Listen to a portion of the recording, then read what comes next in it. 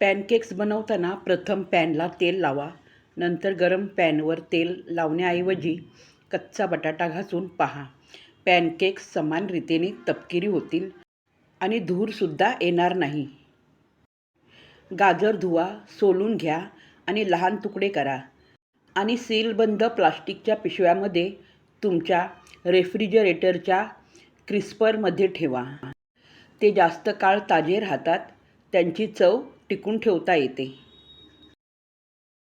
बटाट्याचे साल काढून उकळून फॉइलमध्ये गुंडाळून बेक केल्याने किंवा बार्बेक्यू केल्याने ते खूप लवकर शिजतील आणि त्याची चव तशीच राहील. केकवर आयसिंग करताना केकचे तुकडे आयसिंगमध्ये पडू नयेत म्हणून पेस्ट्री ब्रशने आयसिंग शुगर आणि पाण्याच्या मिश्रणाने ते सील करा. ते सुकू द्या. नंतर आयसिंग लावा. जर कॉफी जास्त शिजली असेल तर त्यात थोडे मीठ टाकल्याने तिचा कडवटपणा निघून जातो.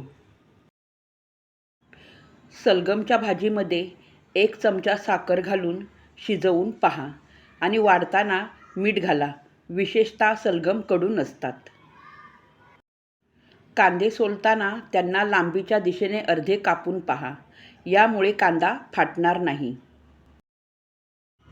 गोठवलेल्या ब्रेडला किसून ब्रेड क्रम्स लवकर आणि सहज बनवता येतात. ब्रेड वितळण्यापूर्वी त्यांचा वापर करा. ब्रेडच्या एका स्लाईसमध्ये सुमारे अर्धा इंच मऊ ब्रेड क्रम्स मिळतील. भाज्या आणि कॅसरॉलमध्ये टॉपिंग करण्यासाठी त्याचा उपयोग केला जातो. रेफ्रिजरेटरशिवाय दूध ताजे ठेवण्यासाठी भांडे किंवा बाटली थंड पाण्याने भरलेल्या भांड्यात ठेवा. ते कपड्याने झाकून ठेवा आणि कापडाचे टोक पाण्यावर लटकवा. पाण्याचे बाष्पीभवन झाल्यामुळे दूध ताजे राहते. फ्रूट पाई म्हणजे पेस्ट्रीचा मैदा किंवा पीठ. कव्हरमध्ये फळांचे मिश्रण भरून ओव्हनमध्ये भाजून तयार केलेला एक गोड पदार्थ. यात सहसा सफरचंद, बेरी किंवा इतर फळे वापरली जातात. हे एक लोकप्रिय पश्चिमेकडील गोड पदार्थ आहे. सोप्या भाषेत सांगायचे तर हे फळांनी भरलेले एक प्रकारचा बेक्ड पेस्ट्री आहे. फळांचा पाई बनवताना साखर फळांवर न टाकता खाली शिंपडा. यामुळे फळांचा रस पाईवर पसरण्याऐवजी फळांच्या आतून बाहेर येईल. कोबी, ब्रसेल्स स्प्राउट्स आणि ब्रोकोली शिजवताना झाकण ठेवण्यापूर्वी भांड्यात ब्रेडचा तुकडा ठेवल्याने वास दूर राहण्यास मदत होईल आणि भाज्यांवर त्याचा परिणाम होणार नाही. फळांच्या पाईचा कवच ओला होऊ नये म्हणून पाई प्लेटमध्ये ठेवण्यापूर्वी त्यावर बटर लावा. यामुळे कवच सोनेरी आणि फ्लॅकी होईल. सँडविच बनवताना ब्रेड लांबीच्या दिशेने कापा. यामुळे कचरा सुमारे 2 ते 3 ने कमी होतो. विशेषतः जेव्हा सँडविच वेगवेगळ्या आकारात कापता येतात.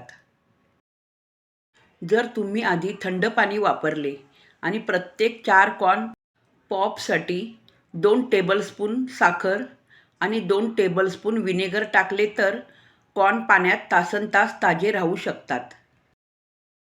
सॅलड ताजे ठेवण्यासाठी जर ते आधीच बनवलेले असेल तर एका भांड्यात थंड पाण्याने भिजवलेला पेपर टॉवेल ठेवा. नंतर वर दुसरा पेपर टॉवेल ठेवा आणि प्लास्टिकने झाकून टाका.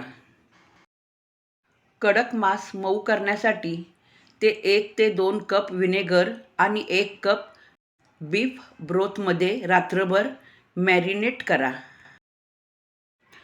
ताज्या टोमॅटोचे देठ तोंड खाली करून साठवल्याने ते जास्त काळ ताजे राहतात. पीक हंगामात भरपूर हिरवे टोमॅटो किंवा लाल टोमॅटो कुजायला लागतात.